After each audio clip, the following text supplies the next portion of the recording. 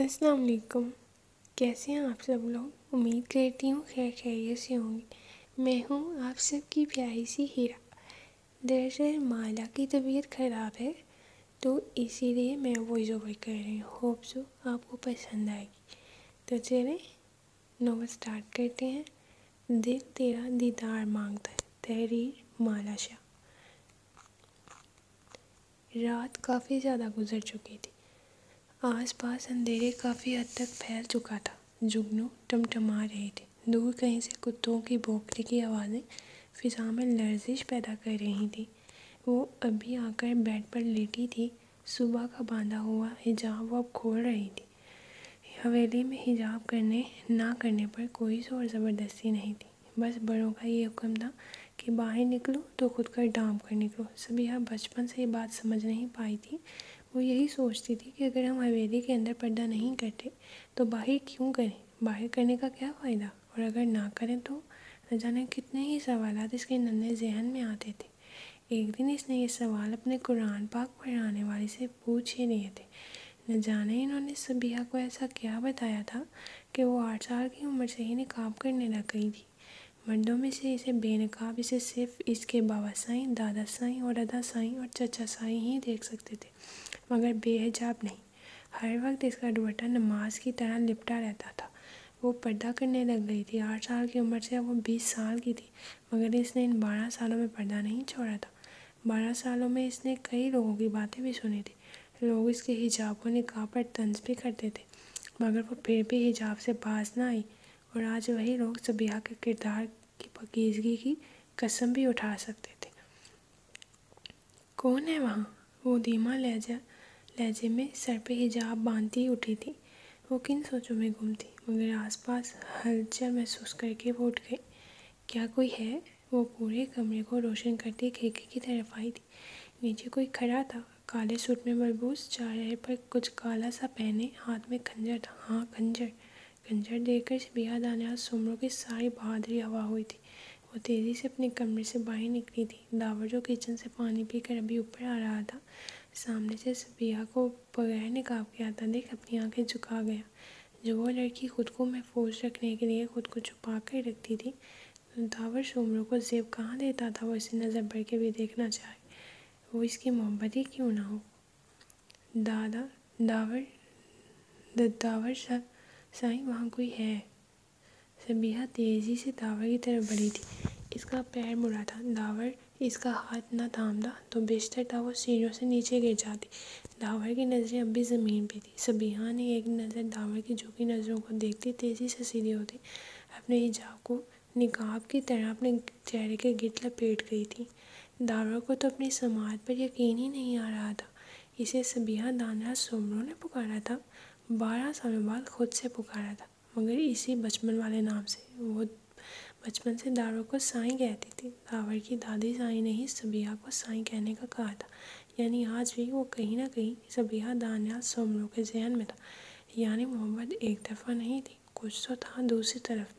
وہ سوچتے سوچتے کہاں سے کہاں نکل گیا۔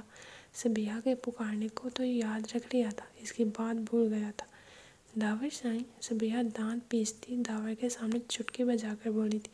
وہ جس آدمی کو دیکھ سبیہا ڈر گئی تھی، داور کو دیکھ دوبارہ سے بہادر ہوئی تھی۔ کیا تھا وہ شخص؟ سبیہا دانیال اس کے ہوتے خود کو محفوظ سمجھتی تھی۔ چاہے سبیہا دانیال سومرو کے ساتھ پوری دنیا ہوتی، پر جتنا وہ اس شخص کے ساتھ خود کو محفوظ سمجھتی تھی، اتنا وہ کسی کے ساتھ نہیں سمجھتی تھی۔ جی؟ داور سومرو ہلکا سا مسکراتا اپنے ہاتھوں کو پیچھے کرتا سبیہا کی طرف متوجہ ہوا تھا۔ ہم کہہ رہے ہیں کہ وہاں کوئی ہے، ہم نے کسی کو دیکھا ہے۔ سبیہا اپنی انگلیوں کو ایک دوسرے میں پھنساتی داور کو بے چین کر رہی تھی۔ وہ جانتی تھی داور اسے بچپن میں ہی اسی عادت پر ڈانٹتا تھا، مگر اب وہ اب کی بار خاموش رہا۔ چلیں؟ کتنی دیر بعد داور کی آواز اس کی سماعتوں سے ٹکرائی تھی۔ کہاں؟ وہ پلکیں جھپکاتی ایک نظر داور کو دیکھنے ہی نیچے جھکا گئی۔ سفید رنگت پر پرکشش نقوش جو کہ نقاب کی وجہ سے چھپ جاتے تھے۔ سبیہا دانیال سومرو کی بھوری آنکھیں مقابل کی گہری شہد رنگ آنکھوں کو بھی جھکانے کا ہنر رکھتی تھی۔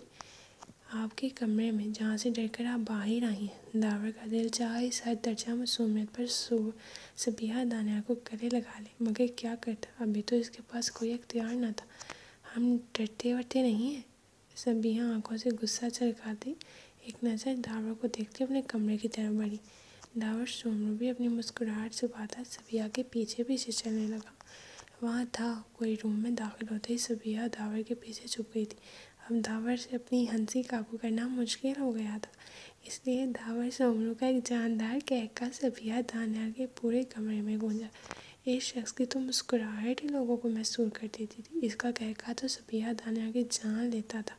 مسکراتے ہوئے اس کی ایک گال پر پڑتا گرا اس کے خوبصورت موتیوں جیسے دانت اور اس کی مسکراتی آنکھیں۔ صبیحہ دانیال تو کھو ہی گئی تھی۔ داور مسکراتے ہوئے بالکل سنجیدہ ہوا تھا۔ کیا ہوا؟ صبیحہ کو خود کو دیکھتا پا کر وہ اسے سوال کرنے لگا۔ داور کی آواز پر مسمرائزنگ سے باہر آئی اور اپنی نظریں جھکا گئی۔ کوئی دلیل، کوئی وضاحت کچھ بھی پیش کرنا اس وقت اس نے مناسب نہیں سمجھا، اور داور سومرو کو سمجھانا چاہتی تھی کہ وہ اب بھی اس سے محبت کرتی ہے، اور داور سومرو سمجھ بھی گیا تھا، پر کہتے ہیں نا محبت اظہار مانگتی ہے۔ ہمارے پیارے نبی صلی اللہ علیہ وآلہ وسلم نے فرمایا کہ جس سے محبت کرو اسے بتاؤ، یعنی اسے خبر ہونی چاہیے کہ تم اس سے محبت کرتے ہو۔ اگر آپ کسی سے نفرت کرتے ہو تو اسے بتاتے ہیں بلکہ جتاتے ہیں، تو اسی طرح آپ کسی سے محبت کرتے ہیں تو اسے بتائیں۔ داور آگے بڑھتا کھڑکی کی طرف آیا۔ نیچے کچھ بھی نہیں تھا، اندھیرے میں ایک بلب سے روشنی تھی، ٹھنڈی ہوا چل رہی تھی۔ کوئی نہیں ہے وہاں۔ داور اپنے کندھے سے ڈھلکی شاخ کو درست کرتا اپنا رخ صبیحہ کی طرف کر گیا۔ نہیں، ہم نے خود دیکھا ہے اپنی آنکھوں سے۔ صبیحہ اپنی آنکھوں کی طرف اشارہ کرتے معصوم گڑیا سی لگی تھی۔ کوئی نہیں ہے، شاید آپ کو غلط فہمی ہوئی ہوگی۔ داور مسکراتا ہوا پرتوں کو درست کرتا بولا۔ آپ کو ہماری بات سمجھ نہیں آ رہی؟ کیا ہم کہہ رہے ہیں کہ وہاں کوئی تھا تو اس کا مطلب تھا ہمیں کوئی غلط فہمی نہیں ہوئی ہے؟ صبیحہ داور کو گھورتی بیڈ پر بیٹھ گئی۔ مجھے آپ کی بات سمجھ آ چکی ہے، لیکن ہو سکتا ہے وہاں کوئی جن ہو، انسان ہوتا تو اتنی جلدی غائب نہ ہوتا۔ داور اپنے ہونٹ کو دان سے دباتا بولا۔ ہائے اللہ، کیا واقعی؟ صبیحہ بیڈ پر پڑا کمبل اٹھاتے اپنے گرد پوری طرح لپیٹ گئی تھی۔ پلیز آپ یہیں رہنا، ہمیں اکیلے ڈر لگے گا۔ صبیحہ کمبل سے ایک آنکھ نکالتی داور کو دیکھتی بولی تھی۔ کیا؟ داور جتنا حیران ہوتا کم تھا۔ جی، جب تک زمزم نہیں آتی تب تک مت جانا۔ صبیحہ خود کو پوری طرح کمبل میں چھپا گئی تھی۔ داور مسکراتا ہوا بیڈ پر بیٹھ گیا۔ اتی سائیں، ہم آ گئے۔ زمزم صبیحہ کے کمرے میں داخل ہوتی اونچی آواز میں بولی تھی۔ سامنے داور کے صوفے پر بیٹھا دیکھ وہ حیران ہوئی تھی۔ ادا سائیں آپ؟ زمزم تیز آواز میں بولی تھی۔ آہستہ بولو زمزم۔ داور کو لگا صبیحہ سو چکی ہے۔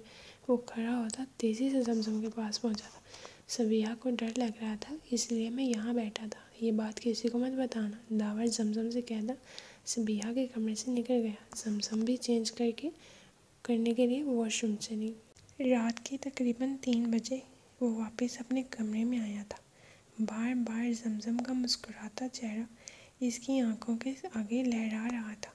پھر اچانک ہی اس کی چیخو پکار کانوں میں گونجنے لگی تھی۔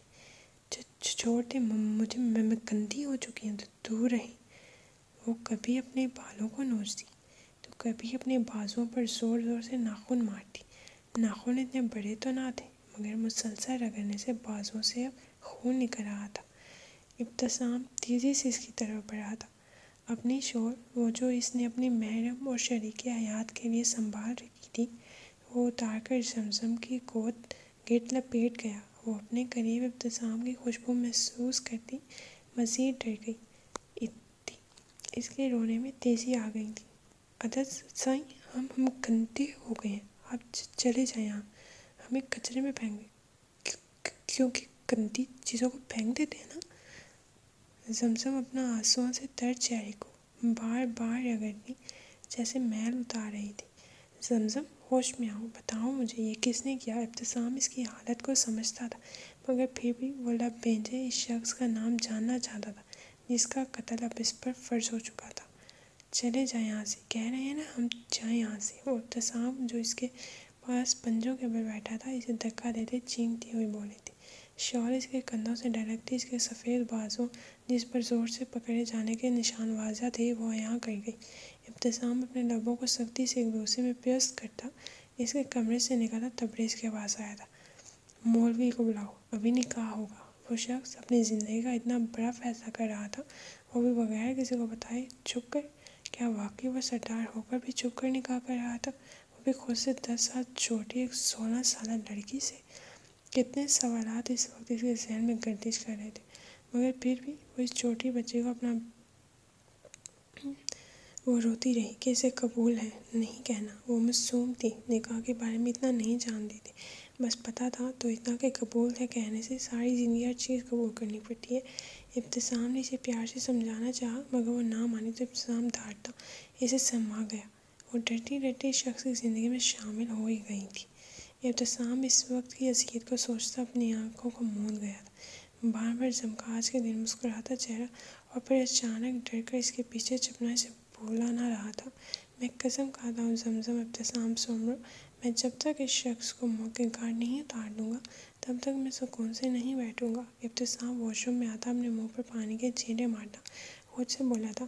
اب کہ اس کے اعصاب کچھ پرسکون ہوئے تھے، وہ تولیے سے منہ صاف کرتا واپس اپنے کمرے میں آتا، اپنی شال اتار کر رکھتا، جوتے اتارتا، بیڈ پر لیٹ گیا تھا۔ مجھ میں میری جگہ تو باقی رہنے دیتی زمزم، ابتسام سن لو، بس تم ہی تم ہو، یہ اچھی بات تو نہیں؟ ابتسام اپنی مونچھوں کو تاؤ دیتا دلکشی سے مسکرایا تھا۔ کروٹ لے کر وہ اپنی آنکھیں موند گیا تھا۔ تبریز شاہ، ہمیں تم سے کچھ بات کرنی ہے، ناشتہ کر کے ہمارے کمرے میں آنا۔ شاہ حویلی میں سب بیٹھے خاموشی سے ناشتہ کر رہے تھے۔ تبریز کو یہاں سے اٹھتا دیکھ مقدر شاہ سے گویا ہوئے تھے۔ جی بابا سائیں۔ وہ نشا سکندر کو ایک نظر نوست سے دیکھتا اپنے کمرے کی طرف چلا گیا۔ نشا سکندر کل کے باہر نہیں آئی تھی۔ اب سب لوگوں کو خیال تھا کہ اریان کی بے باک باتیں اسے بہت تنگ کرتی تھیں۔ اریان رمشا کی کرسی کو خالی دیکھتا اپنے لبوں کو ایک دوسرے میں پیوست کرتا اپنے غصے کو قابو کرنے کی کوشش میں تھا۔ کیا ہوا اریان سائیں، تم ٹھیک ہو؟ سکندر شاہ کی چائے پیتی نظر اریان پر پڑی تھی۔ جی چاچو سائیں، میں ٹھیک ہوں۔ اریان اپنے غصے کو اپنی مسکراہٹ میں چھپاتا کرسی سے اٹھ کھڑا ہوا تھا۔ چاچو سائیں، مجھے آپ سے کچھ بات کرنی ہے۔ اریان کی بات پر سمینا، شہنا کی ماں کے کان کھڑے ہوئے تھے۔ ہاں بولو بیٹا۔ سکندر شاہ اپنا چائے کا کپ رکھتے پوری طرح اریان کی طرف متوجہ ہوئے تھے۔ مقدر شاہ کا بس تو چلتا اپنے سیدھے بیٹے کو اب بھی غائب کرتے تھے، مگر مجبوراً اپنے بابا سائیں مختار شاہ اور اپنی اماں سائیں مہناز شاہ کی وجہ سے خاموش تھے۔ وہ دراصل چاچو سائیں، میں آپ کی بیٹی رمشا سکندر سے شادی کرنا چاہتا ہوں۔ میں پوری کوشش کروں گا کہ میں آپ لوگوں کے ساتھ زبردستی نہ کروں، مگر آپ نے میری بات نہ مانی تو مجبوراً مجھے زبردستی کرنی ہوگی۔ تو کیا کہتے ہیں آپ دادا سائیں، کیا دیں گے آپ اپنی پوتی مجھے؟ وہ اپنے دونوں ہاتھ سینے پر باندھا مختار شاہ کی طرف دیکھ رہا تھا۔ پورے ڈائننگ ہال میں سکوت چھا گیا۔ سکندر شاہ اپنا غصہ کنٹرول کر رہے تھے اور سفینہ بیگم حیران و پریشان اپنے بھانجے اور بھتیجے کو دیکھ رہی تھی۔ یہ کون سا طریقہ ہے اریان شاہ؟ سکندر شاہ اپنے غصے کو قابو کرتے اٹھ کھڑے ہوئے تھے۔ اچھا تو آپ بتا دیں کس طریقے سے بولوں؟ اگر آپ کہتے ہیں تو میرے بابا سائیں اور اماں سائیں آپ کے پاس رشتہ لے آئیں گے۔ آگے میرا آنا ضروری ہے تو شام کو میں بھی آپ کے کمرے میں اپنے والدین کے ساتھ حاضر ہو جاؤں گا۔ وہ شخص اتنے عام لہجے میں کہہ رہا تھا جیسے مقابل سے اس کی بیٹی نہیں بلکہ کوئی ٹرافی مانگ رہا ہو۔ اریان آرام سے کہتا مختار شاہ کی طرف بڑھتا، ان کا ہاتھ پکڑ کر چومتا، آنکھوں سے لگا لیا۔ مختار شاہ جو غصہ کرنے والے تھے، ان کا غصہ رنج چھو ہوا تھا۔ تمہیں ذرا تمیز نہیں، تم کس طرح بات کر رہے ہو؟ مقدر شاہ کو اس وقت بہت غصہ آ رہا تھا۔ جیسے بات کرتا ہوں ویسے ہی کر رہا ہوں بابا سائیں، اریان کہتا ٹیبل سے ایک جوس کا بڑا گلاس اٹھا کر پی گیا۔ سب نے تو ناشتہ چھوڑ ہی دیا تھا۔ سمینا شاہ غصے سے تہمینہ شاہ کو دیکھ رہی تھی۔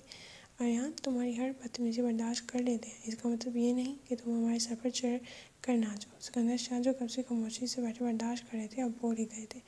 ارے میرے پیارے چاچو سائیں، میں کب آپ کے سر پر چڑھ کر ناچنا ہوں؟ میں تو اب تک زمین پہ بھی نہیں ناچا، دیکھنا جب آپ رشتے کے لیے ہاں کر دیں گے تو پکا ناچوں گا۔ اریان مسکراتا اس وقت شرمیلا کو بہت برا لگ رہا تھا۔ وہ کیسے کسی اور کا ہو سکتا تھا؟ یہ بات ہی شرمیلا کو چبھ رہی تھی۔ چل میری بیٹی، ماں باپ کے ہوتے ہوئے بھی کوئی ہماری طرفداری نہیں کرا، آنے دے تیرے باپ کو، واپس چلتے ہیں ہم۔ میں ہی ہوں جو ماں باپ کی محبت میں حویلی واپس آ گئی۔ سمینا بیگم سے جب مزید برداشت کرنا محال ہوا تو شرمیلا کا ہاتھ پکڑ کر وہاں سے جانے لگی۔ اوہ پھپھو سائیں، آپ بھی ہیں؟ آپ کو کیا لگتا ہے میں شرمیلا عرف شینا سے شادی کروں گا؟ میں نہیں جانتا کہ اس کی زبان اور دماغ کتنے تیز ہے، معذرت، لیکن میں کبھی بھی اس سے شادی نہیں کروں گا۔ अरियान एक नज़र अपनी माँ को देखता अपने पप्पू साईं से बोला था, अरियान हद में रहो तुम, चलो मेरे साथ, तुम्हारा दिमाग मैं ठीक करता हूँ। सिकंदर से अरियान का हाथ पकड़ते डाइनिंग रूम से निकलते इसे अपने साथ ले गए थे। मुख्तियार शाह और महनाज बेगम भी एक साथ अपने कमरे की तरफ चले गए थे। तहमीना शाह और सफ़ीना शाह भी सामान समेटने लगी थी। निशा भी उठती इनकी मदद करने लगी और समीना शाह आग बगौला होती शर्मिना का हाथ पकड़कर सीढ़ियाँ चढ़ती अपने रूम में चली गई थी। मुकद्दर शाह भी दोबारा इसे कुर्सी से घसीटते इस पे बैठकर चाय पीने लगे थे। आदि साईं एक बात तो बताएं, जमजम गाड़ी में बैठी सबिया से बोली थी जो अपना निकाब सर से दुरुस्त करती खिड़की से बाहर की जानब देख रही थी। जमजम फर्स्ट ईयर में थी और सबिया ग्रेजुएशन के सेकंड सेमेस्टर में थी। दोनों के कॉलेजों में तकरीबन 10 मिनट का फासला था। ड्राइवर पहले सबिया को लेता फिर जमजम को कॉलेज से लेता हवेली उतारता था। हाँ पूछो। सबिया एक नज़र जमजम को देखते अपने बैग को साइड पर रखती इसकी तरफ मतवज्जो हुई थी। रात को दावर रदा साईं क्या कर रहे थे रूम में? हमारा मतलब दावर रदा साईं कह रहे थे आप डर गई थी। क्या हुआ था? आप कैसे डर गई? आप तो बहुत बहादुर है ना। जमजम अपने गालों को फुलाती बोली थी। हाँ हम बहादुर तो बहुत है लेकिन रात को हम भी डर गए थे। सबिया जमजम के गालों पर हल्के से चुटकी काटती बोली। वो क्यों आदि साईं? जमजम अपने गालों पर हाथ रखती बोली थी। वो ऐसे कि रात को जब हम अपने कमरे में थे ना तो हमें लगा जैसे दौर में कोई है, तो फिर हम खिड़की तरफ आए। सबिया रुकी, जमजम की फैली आंखों को देखती मुस्कुराई थी। फिर जमजम की आंखें मज़ीद फैली। फिर हमने देखा नीचे कोई है, काले कपड़ों में था, कोई शायद इसके हाथ में खंजर भी था। सबिया अपनी बात मुकम्मल करती खिड़की की तरफ रुक कर गई। जमजम को सांस लेने में दुश्वारी होने लगी। इसे ऐसा लग रहा था वो सांस नहीं ले पाएगी। हाँ वो वाकई सांस नहीं ले पा रही थी। वो गहरे गहरे सांस लेने लगी। गंदे हो चुके हैं हम, गंदे दूर हो जाए, दूर छोड़ते हमें। जमजम अपने हाथों कानों पर हाथ रखती ज़ोर ज़ोर से चीखने लगी। इसका गला खुश्क हो गया था, सांस लेना मुहाल हो चुका था। जमजम तुम ठीक हो? सबिया जमजम की कमर मलती पूछ रही थी। ड्राइवर भी परेशान हो गया था। अब हवेली थोड़े फासले पर थी। गाड़ी रोकें। सबिया ने ड्राइवर से गाड़ी रोकने का कहती जमजम की कमर थपथपाने लगी। इसे लगा शायद जमजम किसी चीज़ की वजह से डर गई है। सबिया जमजम का हाथ झटकती गाड़ी का दरवाज़ा खोले बाहर निकली। इसका हिजाब सर से ढलक रहा था। वो अपने हिजाब को सख्ती से जकड़ती कच्ची सड़क पर दौड़ने लगी थी। इसका तनफ़ुस बिगड़ने लगा था। वो गहरे गहरे सांस भरती गाड़ी से बहुत दूर निकल आई थी। वो हवेली के रास्ते नहीं बल्कि कहीं और ही जा रही थी। दोपहर का वक्त था। गाँव के लोग घरों में आराम कर रहे थे। इस मासूम को नहीं पता था वो कहाँ जा रही है, क्या करे। वो बस उस वहशी दरिंदे से बचना चाहती थी जिसकी सोच इसके नन्हे दिमाग को एक आधी बात चुकी थी। छोड़ दो हमें, दूर रहो बाबा साईं। वो कुछ सरसर बड़बड़ाती भागने में और तेज़ी से आई ठोकर लगने की वजह से वो कुछ लम्हों को रुकी। पैर का अंगूठा दर्द कर रहा था। वो अपनी आंखों को सख्ती से मिचती बर्दाश्त करती फिर से भागी थी। जमजम रुक जाओ। इब्तिसाम की आवाज़ पर इसके आगे बढ़ते कदम रुके थे। वो आगे बढ़ना चाहती थी मगर इसके पैर इनकारी थे। इसका अब दर्द भी बर्दाश्त से बाहर था। वो दौड़ते दौड़ते थक गई थी। वो चाह कर भी आगे नहीं बढ़ पा रही थी। इब्तिसाम सोनू तेज़ हवा की तरह तेज़ी से इसके पास पहुंचा था। इसे खुद में बेच गया था। जमजम का चीखना चिल्लाना जैसे कुछ भी न बचा था। हाँ वो मासूम सी लड़की जमजम इब्तिसाम सोनू बिल्कुल खामोश हो गई थी। इस शख्स के कुर्बत में वो खुद को दुनिया में सबसे ज़्यादा महफूज समझती थी। हाँ ये शख्स ही था जो इसे पुरसुकून करने का हुनर रखता था। गोया जमजम अपने महरम इब्तिसाम सोनू की कुर्बत में पुरसुकून हुई थी। इब्तिसाम कुछ भी बोले बगैर इसे अपनी बाहों में भरता आहिस्ता आहिस्ता कदम गाड़ी की तरफ बढ़ाने लगा था। जमजम अब भी इब्तिसाम के सीने में मुंह दिए रो रही थी। सबिया पहले तो इब्तिसाम को देखकर हैरान हुई और दूसरा जमजम को इब्तिसाम की बाहों में देखकर हैरत से खचका कर रह गई थी। अदा सही आपको ये सब सेब सीखता है? आप एक लड़की का फ़ायदा उठाएं, वो भी इस हालत में। सबिया को अपने भाई पर शदीद गुस्सा आ रहा था। वो तो अपने भाई को अपना आइडल मानती पेश का। भाई ये सब करे, इसे कहाँ मंजूर? चुप रहो सभी। इब्तिसाम जमजम को खुद में मज़ीद भेजता सबिया को चुप रहने का कहता गाड़ी में बैठ गया। मैं क्यों चुप रहूँ? अदा सही आपको शर्म है? बीवी है ये मेरी। इब्तिसाम ना चाहते हुए भी बता गया था। वो नहीं चाहता था कि इसकी बहन इसे गलत समझे। जमजम इस तेज़ आवाज़ सुनती इसकी कमीज़ को अपनी मुट्ठी में लेती सख्ती से बंद कर गई थी। इब्तिसाम भी महसूस करता कि जमजम डर गई है। इसके बालों पर बुसा देता मुस्कुराया था। भाग कर गाड़ी चलाओ, मेरी बात किसी को पता न चले। इब्तिसाम बार को कहता जमजम के बाद सहलाने लगा। वो अब बिल्कुल पुरसुकून से आंखें मूंद गई थी। कोई डर कोई खौफ किसी चीज़ के भी असर ना थे इसकी मासूमियत से। बड़े मुंह पर था तो सिर्फ सुकून था, तो सिर्फ पुरसुकून असर। सबिया भी अपनी बात पर शर्मिंदा होती नजर झुका गई थी। इसकी चलती जुबान तालों से चिपक गई थी। इस पर तो हैरत का पहाड़ टूटा था। बाकिर सही क्या हुआ? खैरियत है? ड्राइवर बाकर को अपनी तरफ दौड़ कर आता देख सीधा हुआ था।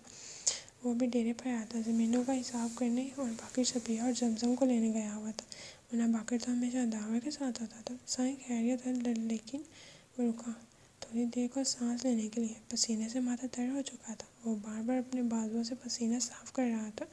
دوپہر کو گرمی اور رات میں ٹھنڈ کا عجیب ہی موسم تھا، لیکن آگے بھی کہو باقر سائیں۔ داور جگ سے پانی کا گلاس بڑھتا اسے پکڑا گیا تھا۔ سائیں چھوٹے بی بی سائیں بڑے سائیں کی زال بیوی ہیں۔ باقر گلاس پکڑا تھا، ایک ہی گھونٹ میں پی گیا۔ کیا مطلب؟ مجھے سمجھ نہیں آئی، وہی بات بتاؤ باقر سائیں۔ داور سمجھنے سے کہا تھا جو اس کی سمجھ میں آ رہا تھا۔ داور سمجھنا نہیں چاہتا تھا۔ سائیں وہ چھوٹی بی بی سائیں زمزم بی بی سائیں سردار سائیں کی بیوی ہیں۔ باقر ایک گہرا سانس لیتا چارپائی پر بیٹھا پوری بات مکمل کر گیا۔ کیا؟ داور تو یہ سوچ بھی نہیں سکتا تھا۔ زمزم اور ابتسام مدد سائیں یہ کیسے؟ وہ چہرے پر سنجیدہ تاثرات سجائے گہری سوچ میں ڈوبا تھا۔ سائیں باقر کی آواز پر اس کا سکتہ ٹوٹا تھا، وہ گلا کھنکھار تھا، بالکل سنجیدہ ہوا تھا۔ ٹھیک ہے باقر، تم یہ بات کسی اور کو مت کرنا۔ اور داور باقر کے کندھے پر ہاتھ رکھتا اسے تھپکی دیتا اور ڈیرے سے نکل گیا۔ اریان، تمہیں اپنے بابا کے سامنے مجھ سے ایسے بات نہیں کرنی چاہیے تھی۔ سکندر شاہ اریان کو لیتے حویلی کے پیچھے طرف آئے تھے۔ ہاں چاچا سائیں، آپ ہی بتا دیتے مجھے کیسے بات کرنی چاہیے تھی، اریان کہکا لگاتا بولا تھا۔ تو گدھے، تم نے کون سا مجھ سے پوچھ کر بات کی؟ تم خود ہی شروع ہو گئے تھے۔ سکندر شاہ خفا ہوتے اپنا رخ کاٹن کی طرف کرتے آگے بڑھے۔ اچھا نا چاچا سائیں، ناراض نہ ہو، سوری۔ اریان کو یہ بھی نہیں یاد تھا کہ اس نے آخری بار سوری کس عمر میں بولا تھا۔ کوئی سوری نہیں اریان، ٹھیک ہے، میں مانتا ہوں تمہارے جذبات میری بیٹی کے لیے سچے ہیں اور وہ تمہاری منقوہ بھی ہے، لیکن تمہیں ہرگز زپ نہیں دیتا کہ تم میری بیٹی کو بے مول کرو۔ سکندر شاہ کرسی پر بیٹھتے پھولوں پر نظر ٹکاتے بولے تھے۔ توبہ کرے چاچا سائیں، اریان شاہ کی کیا مجال، کریم شاہ اریان شاہ کو بے مول کرے۔ اریان بھی سکندر شاہ کے سامنے کرسی گھسیٹتا اس پر بیٹھ گیا تھا۔ تم مجھ سے ایسے بات کر رہے تھے جیسے تم مجھ سے میری بیٹی۔ ہاں، آپ کی بیٹی نہیں چاچا سائیں، میری منقوہ۔ اریان سکندر شاہ کی بات بیچ میں کاٹا اپنی بات مکمل کر گیا تھا۔ بہت بگڑ رہے ہو تم اریان۔ سکندر شاہ اپنی جگہ سے اٹھا اریان کی طرف آئے تھے۔ تمہارا علاج مجھے بہت اچھے سے آتا ہے بیٹے۔ سکندر شاہ اریان کو کان سے پکڑتے آنکھیں چھوٹی کیے اسے دیکھتے بولے تھے۔ اچھا، معافی چاچا سائیں۔ اریان اپنا کان جو کہ سکندر شاہ نے پکڑا تھا اسے چھڑانے کے جتن کر رہا تھا۔ بس زیادہ ڈھونگ نہیں کرو۔ سکندر شاہ اریان کا کان چھوڑتے واپس کرسی پر بیٹھے۔ ارے چاچا سائیں، بالکل نہیں، جو آپ کہیں گے وہی ہوگا، آفٹر آل میرے ون اینڈ اونلی سسر ٹھہرے آپ۔ اریان شرارت سے کہتا اٹھ کھڑا ہوا۔ مجھے افسوس ہوتا ہے اس لمحے پر جب میں تمہاری باتوں میں آ کر نکاح کے لیے راضی ہو گیا تھا۔ سکندر شاہ غصے سے اریان کو گھورتے بولے تھے۔ نہ چاچا سائیں، اب افسوس کیا تھا، جب چڑیا چگ گئی کھیت۔ اریان شاہ ہنستا ہوا تیزی سے حویلی کے پچھلے دروازے کی طرف بڑھا تھا اور سکندر شاہ پیچھے اپنا سر نفی میں ہلاتے رہ گئے تھے۔ تبریز شاہ، تو پھر تم نے کیا سوچا؟ مقدر شاہ نے ڈیرے میں داخل ہوتے تبریز کو اکیلا دیکھتے پوچھا تھا۔ کس بارے میں؟ وہ جان کے بھی انجان بنا تھا۔ میں نے تمہیں کہا تھا کہ مجھے تم سے بات کرنی ہے، پھر بھی تم ڈیرے کے لیے نکل آئے۔ مقدر شاہ کو غصہ آیا تھا، مگر وہ پھر بھی برداشت کرتے بولے تھے۔ جی بابا سائیں، وہ کچھ ضروری کام تھا۔ کہیں آپ کو کیا بات کرنی ہے؟ وہ اب بھی لاتعلق بنا ہوا تھا۔ تبریز، تم جانتی ہو میں کس بارے میں بات کرنا چاہتا ہوں۔ مقدر شاہ دبے لہجے میں گڑائے تھے۔ نہیں بابا سائیں، میں نہیں جانتا، آپ بتائیں، آپ کیا بات کرنا چاہتے ہیں۔ تبریز ان کا غصہ سمجھتا ان کا ہاتھ پکڑ کر قریب رکھی کرسی پر انہیں بٹھاتا جگ سے پانی کا گلاس بھرنے لگا تھا۔ دیکھو تبریز، میں چاہتا ہوں تم نشا سے شادی کر لو۔ میری شروع سے خواہش تھی کہ نشا میری بہو بنے۔ پتہ نہیں میری حیاتی کے کتنے دن ہیں۔ اللہ خیر کرے بابا سائیں، ایسی باتیں سوچا بھی مت کریں، آپ کو میری بھی عمر لگ جائے۔ تبریز شاہ پانی کا گلاس اپنے باپ کو پکڑاتا ان کا دوسرا ہاتھ چومتے اپنی آنکھوں کو لگایا تھا۔ اللہ سائیں خیر کرے گا بابا سائیں، خدا رہا ایسی باتیں مت کیا کریں، آپ کے بیٹے آپ کے بغیر کچھ بھی نہیں ہے۔ اریان شاہ جو حویلی کے پچھلے راستے سے نکلتا ڈیرے پر آیا تھا، باپ کی بات سنتے فوراً ان کے پاس پہنچا تھا۔ وہ دونوں ہی اپنے باپ سے بہت محبت کرتے تھے۔ بے شک اولاد چاہے کتنی بھی بڑی کیوں نہ ہو جائے، ماں باپ کی ضرورت ہمیشہ رہتی ہے۔ زندگی کے ہر موڑ پر پہلا آسرا ہمارا پاک پروردگار اور دوسرا آسرا ماں باپ ہوتے ہیں، لیکن پتہ نہیں کیوں لوگ یہ بات نہیں سمجھتے۔ کہنے کو تو وہ لوگ بہت سمجھدار ہوتے ہیں، لیکن کیا لوگ اپنا معائنہ کرتے ہیں؟ آیا ہم کتنے اپنے ماں باپ کا حق ادا کر رہے ہیں؟ اریان، تم نے بھی اچھی ضد پکڑی ہوئی ہے کہ میری سمجھ میں کچھ نہیں آ رہا، میں کیا کروں؟ میں نے سمی کی شرمینہ کی ماں سے کہا تھا کہ میں شرمینہ تمہاری دلہن بنے گی اور اب تم خود ہی نکل پڑے ہو پیسے کرنے۔ مقدر شاہ اپنی دونوں بیٹوں کے کندھوں پر ہاتھ رکھتے بولے تھے، بابا صحیح، میں مانتا ہوں آپ ٹھیک کہہ رہے ہیں، لیکن یہ تو غلط ہوگا نا کہ میں شادی شرمینہ سے کر لوں اور میرے دل میں رمشا رہے۔ بابا صحیح، میں دوغلا انسان نہیں بننا چاہتا، میں جانتا ہوں میں رمشا سکندر کی جگہ دنیا کی کسی دوسری عورت کو نہیں دے سکتا۔ ریان سنجیدہ لہجے میں کہتا، ڈیرے کی پچھلی طرف چلا گیا تھا۔ بابا صحیح، آپ اپنا فیصلہ ریان پر مسلط نہ کریں، اولاد کو حق ہوتا ہے کہ وہ اپنی مرضی سے اپنا ہمسفر چن سکے، اور رہی بات میری تو میں تیار ہوں نشا سے شادی کرنے کے لیے۔ نشا، سکندر شاہ تمہاری زندگی عذاب بنا دوں گا میں، وہ دل میں کہتا اپنے باؤ کے سامنے حامی بڑھ گیا تھا۔ ابتسام زمزم کو اپنی باہوں میں اٹھاتا حویلی میں داخل ہوا تھا۔ دوپہر کے وقت تقریباً حویلی میں سب لوگ ہی آرام کرتے تھے اور وہ بھی بغیر کسی کے پرواہ کیے زمزم کو اپنے کمرے میں ہی رہایا تھا۔ صبیحہ بھی نظریں جھکاتی اپنے کمرے میں چلی گئی تھی۔ ابتسام اپنے روم کا دروازہ پیروں سے کھولتا بہت احتیاط سے کمرے میں داخل ہوتا، زمزم کو بیڈ پر لٹاتا وہ خود فریش ہونے باتھ روم چلا گیا تھا۔ وہ اپنی زمینوں کا حساب کتاب کرنے کے لیے ڈیر پر گیا تھا۔ گاڑی میں لگے CCTV اس کے موبائل سے کنیکٹ تھی۔